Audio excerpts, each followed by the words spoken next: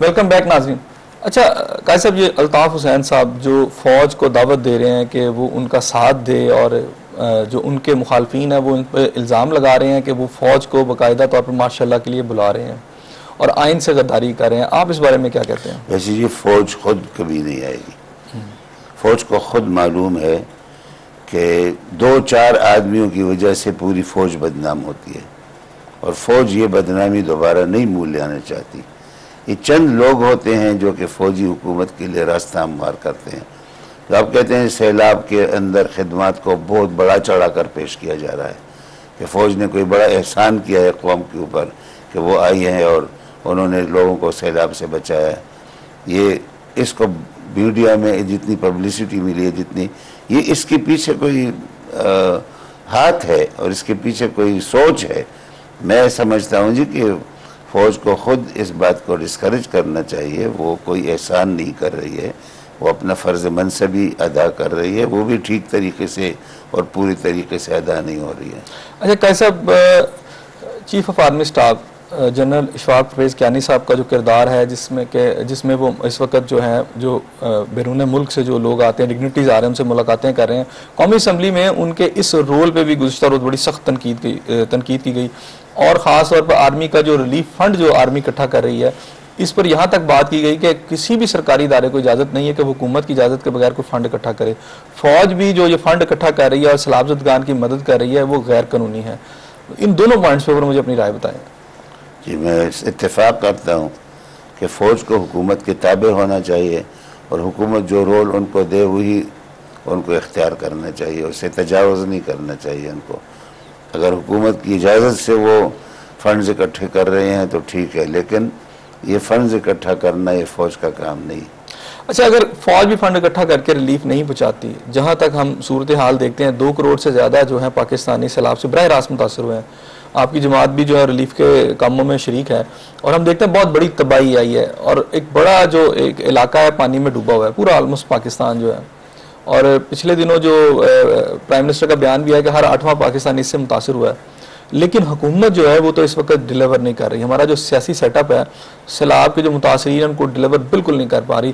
Rehabilitation کا جو معاملہ ہے ابھی تو وہ بہت بات کی بات ہے، ابھی تک تو جو فوری امپیکٹ آیا ہے اس سے نپٹنے کے لیے بھی حکومت جو ہے ہمیں نظر نہیں آتا کہ وہ موقع پہ پہنچ کے کردار ادا کر رہی ہے. ایسے میں اگر جو باقی ادارے کر رہے ہیں یا NGOs role play کر رہی ہیں تو پھر اگر وہ بھی رول پلے نہیں کریں گی تو پھر کون کرے گا؟ نہیں، یہ ان کا کام یہ ہے کہ حکومت جو کام فوج کے حوالے کر دے، الیکٹڈ اور سویلین حکومت جو ان کے ذمہ جو کام لگا دے وہ کام وہ کرے.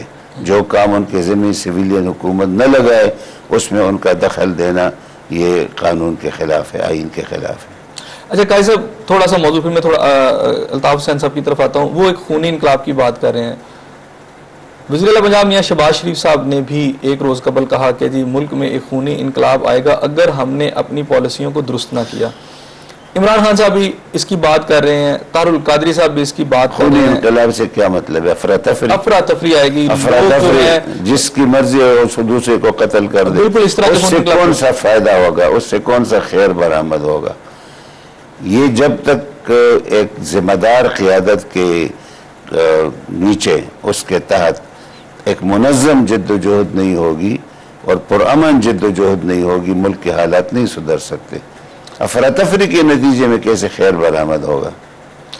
اگر آپ سمجھتے ہیں کہ جد و جہد ہونی چاہیے تو پھر جد و جہد میں جماعت اسلامی ہمیں کردار ادا کرتی نظر کیوں نہیں آتی؟ نہیں، جد و جہد میں جماعت اسلامی فور فرنٹ میں ہے، اور لوگوں کو یہی سمجھا رہی ہے کہ اچھے لوگوں کی، دیانتدار لوگوں کی اور باصلاحیت لوگوں کی قیادت میں اکٹھے ہو جائیں. اچھا، آپ تو یہ کوشش کر رہے ہیں، لیکن جیسے حکومت پر اس وقت جو اعتماد کی فضا کی کمی ہے، نہ صرف عوام کے اندر بلکہ بیرون ملک بھی اسے امداد اکٹھی کرنے میں خاصا سامنا ہے اس طرح کے عدم اعتمادی کی فضا کا. جو جماعت اسلامی ہے اس پر بھی عوام اعتماد نہیں کرتے. نہیں، جماعت اسلامی پر کرتے ہیں، عوام ملتے ہیں. جماعت اسلامی کو اگر ووٹ نہیں بھی ملتا لیکن مالی لحاظ سے، دیانتداری لحاظ سے ہم پر لوگ اعتماد کرتے ہیں. لیکن آپ کو الیکشن میں الیکٹ نہیں کرتے، अभी जो ज़मीनी इंतखाबात हमारे जो इवन ये जो आपका इलाका है, जो मंसूरा का हम इसे इलाका कहते हैं, यहाँ पर भी जो कैंडिडेट खड़े हुए थे वो चंद हजार से ज्यादा वोट नहीं ले जा सके। नहीं, लेकिन मतलब ये जो हुक्मरान हुकूमत किसी और की है, हुकूमत वोट लोग उसको देते हैं जिसकी जीतने का इम्कान हो, और जीतने की फिजा पैदा करने के लिए एक मुल्कगीर तहरीक की ज़रूरत होती है। लोगों के अंदर जो सरमाए वाले हैं, जागीरदार हैं, तरह तरह से लोग उनके हाथ में बंधे हुए हैं। तो इसलिए ये जब तब्दीली आएगी वोट के ज़रिए से उस वक्त आएगी जब एक उमूमी फ़िज़ा पूरे मुल्क में पैदा हो जाए, एक बेदारी पैदा हो जाए, बेदारी की लहर पैदा हो जाए, और लोग अपनी क़यादत को पहचान लें कि ये हमारी इस मौजूदा सूरत हाल से निकालने के लिए ये हमारी क़यादत कर सकते। राइट, काजी साहब, जमात इस्लामी को इस मुल्क में जद्दोजहद करते हुए कितने साल हो चुके हैं? मुसलसल जद्दोजहद कर रही है जब से जमात इस्लामी बनी है। यानी जमात इस्लामी तो मुल्क की पाकिस्तान के अंदर में तक़सीम से पहले बनी है, नहीं 1941 में बनी है। पाकिस्तान के अंदर बात कर, जब से जमा पाकिस्तान बना है तो जमात इस्लामी मैदान में, फील्ड में। इसका मतलब 60-62 साल से तो जमात इस्लामी जो है पूरी तरह अपना रोल प्ले कर रही है, और मुल्कगीर तहरीकें भी इसने कई चलाई हैं, चाहे वो जनरल ज़िया-उल-हक का दौर हो, अयूब का दौर हो, वो मुशर्रफ का दौर हो। तहरीकें तो आपने भी बहुत बड़ी चलाई हैं। अभी आपने बात की कि मुल्कगीर तहरीक की एक ज़रूरत है। मुल्कगीर तहरीक आप 62 सालों में भी अभी तक कामयाब नहीं हुए कि आपको चंद हजार वोट पा रहे हैं अभी तक। क्यों नहीं लोग आप पर एतमाद करते? वजह बता दूं मैं उसकी। मुल्क पर इस्टेब्लिशमेंट की